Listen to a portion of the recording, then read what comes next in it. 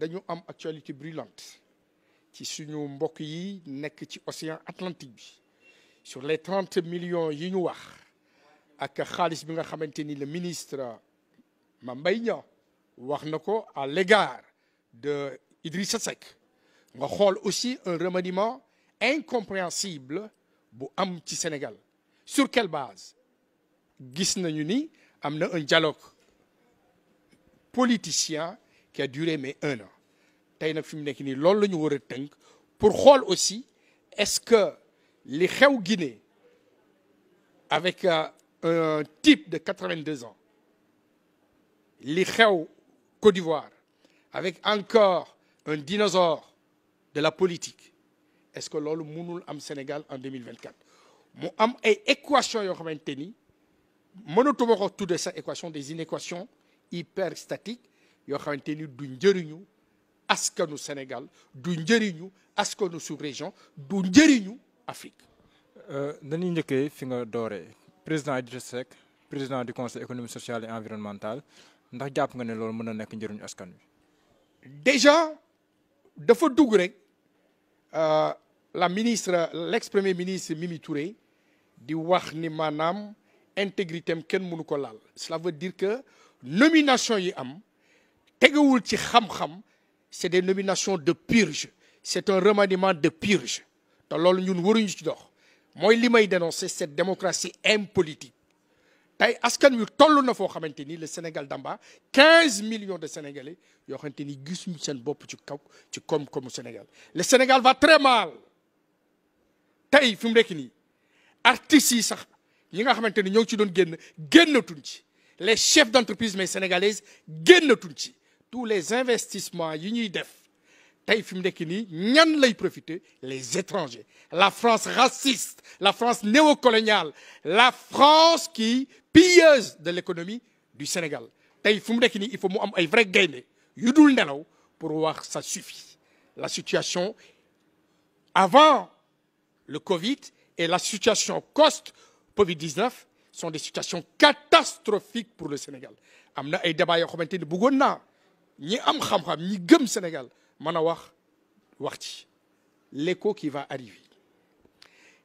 le surendettement du Sénégal cela veut dire que la dette extérieure mais sénégalaise la dette intérieure sénégalaise explose et nous sommes dans un cycle mais récessif à 11%. Tous les experts sérieux du monde wax nañu ni tey Covid bi mënatul arrêter même bu fekkoon ni mais arrêté na dina rester ay séquelles yoo xamante ni day freiner l'économie te tey fu mu nekk nii képp koo xamante ni je commence par le président Macky Sall bu waxee ni mën na inverser mes tendances te waxul lii moo ko def il va écrire l'histoire du Sénégal sur l'eau xam nga lan la jeunes yi liggéey vous avez des salaires catastrophiques et dans l'économie xam nga économie ci lan lay doxee sur les vecteurs accélérateurs mais de croissance on n'en a pas suffisamment au Sénégal le seul vecteur accélérateur de croissance juste au Sénégal salaire yi la nan nga mën a liggéeyloo cette jeunesse di leen fay au lance-pierre da ngay gis tey fi mu nekk nii ku liggéey 1 mois le 20 bu jotee day addunaam day tukki parce que liñ ko jox quand on bu ñu calculer li mu war a fay ci location ci transport ci mobilité dimbali ndeyam ak baayam dara du fa des. ndax loolu mooy justifier la migration clandestine. la migration mais clandestine danaa ci wax tey foofu xam nga maanaam ñu bëri dañu yaakaar ne damay tàngoor nii parce que dama j'ai envie maanaam tàngoor les APE biñ koy def fekk nga liñ ci wax yëpp les APE c'est Afrique Pacifique Europe européens yi ñëw def deal avec les dirigeants mais africains pour ñoom seen produit normé di ñëw Sénégal di ñëw dans la sous-région ñoom am nañ ko fan lañ ñuy bare c'est sur la norme yi nga xamante ni ñun mënuñu ko respecter parce que amuñu xaalis mais ñun am nañu une jeunesse formée tey fu mu nekk nii je m'excuse mais de le dire il faut des gens qui ont des grosses couilles ñoo xamante ni tey bu dirigeants européens yi waxee ñoom aussi dañuy ñëw défendre les intérêts des Sénégalais il y a beaucoup de jeunes qui sont hyper bien formés Parce que moi, je fais partie des meilleurs profs d'algèbre de la planète. Et j'en suis fier de le dire et de l'acter. Tey la jeunesse mais sénégalaise, pour dimbali leen ñu mën a dem Espagne, dem France. Et la France a des comptes à rendre, des comptes mais historiques par rapport ak li ñu pied suñu réserve yi. Tey fi mu nekk nii mais le président Macky Sall warul accepter cette jeunesse mais sénégalaise di jël ay pirogue Barça ou day imposer que tous les Sénégalais qui demanderaient un visa pour la France, je parle même pas du contexte européen de la France. La France a été mais libérée par qui? Suñu maam yi les tirailleurs sénégalais. Les tirailleurs sénégalais bu ñu ñëwuloon tey français yi allemand la ñuy wax Deutschland. kon tey fu mu nekk nii Macky Sall dafa war a dóor ci tabal ji Sénégal bu bëgg a dem France da ngay dem France avec ta carte d'identité sénégalaise. Mais est-ce que tu sais combien d'entreprises sénégalaises ñoo nekk fii 250 mais françaises 250 les 15 meilleures entreprises mais françaises au Sénégal ñoo ngi nangu 3686 milliards la ñuy fokkarti ci suñu économie. léegi ñoom ñu bëgg di ñëw di fokkarti fii affaire bi te ñun suñuy nit du ñu jël avion bi dem ça.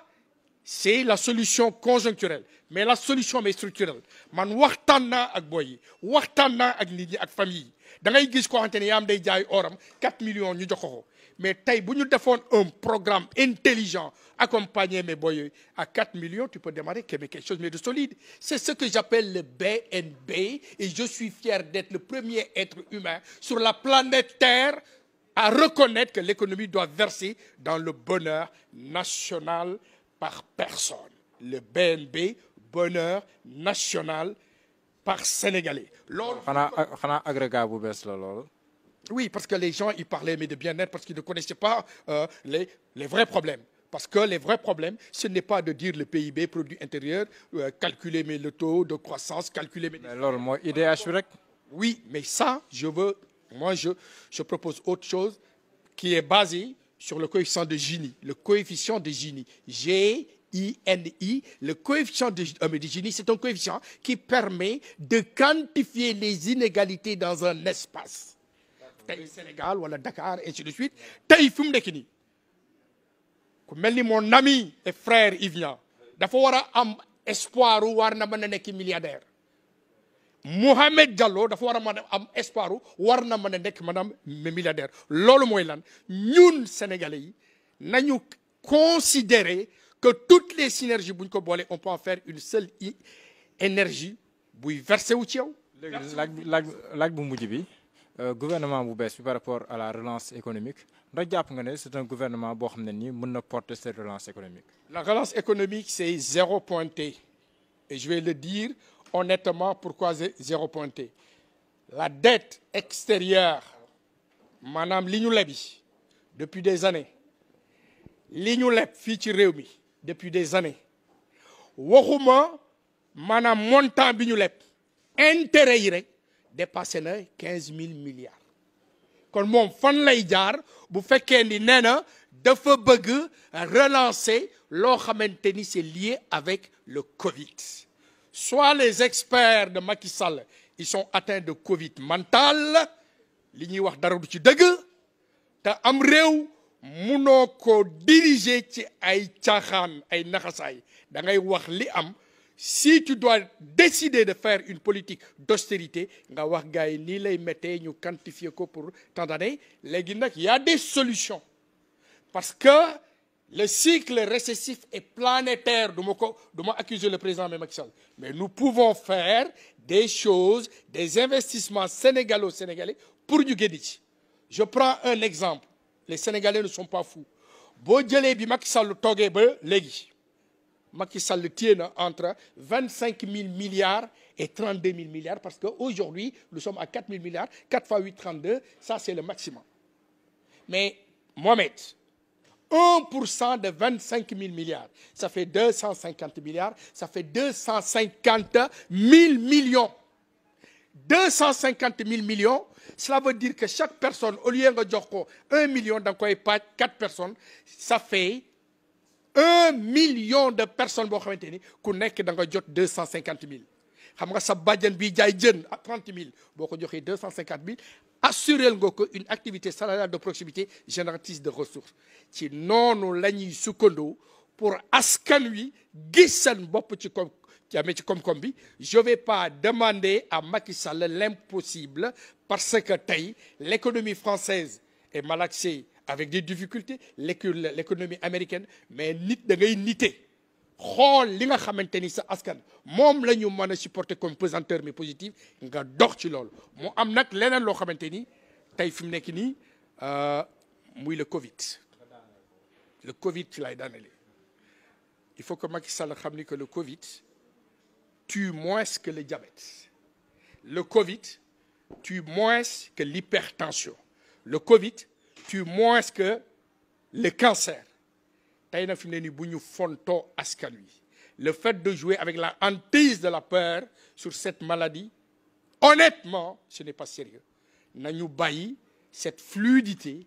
événementielle yi dem. ñoom Yves Niang liggéey ñoom Wally Seck liggéey ñoom Youssou Ndour liggéey ñi def lamb liggéey et cetera parce que dafa am taux boo xamante ni c'est compréhensible ñu war a faatu par rapport aux diverses pathologies maladives de notre pays. lii daal mooy li nga xamante ni bëggoon naa ko wax bu ñu nag nax Sénégalais yi les 30 millions yi Macky Sall ñu wax ni daan na ko jox Idrissa Seck c'est un hold-up constitutionnel. Il faut que le président puisse avoir l'honnêteté morale, intellectuelle, citoyenne taxaw expliquer loolu nga xamante ni ce sont ses proches, ce sont ses alliés ñoo dénoncé loolu ku mel ni le ministre Mame Mbaye Niang et cetera parce que Sénégal dafa toll foo xamante ni waratuñ ko pàccoo dañ ko war a pencoo et dans une bonne dynamique. Je vous remercie.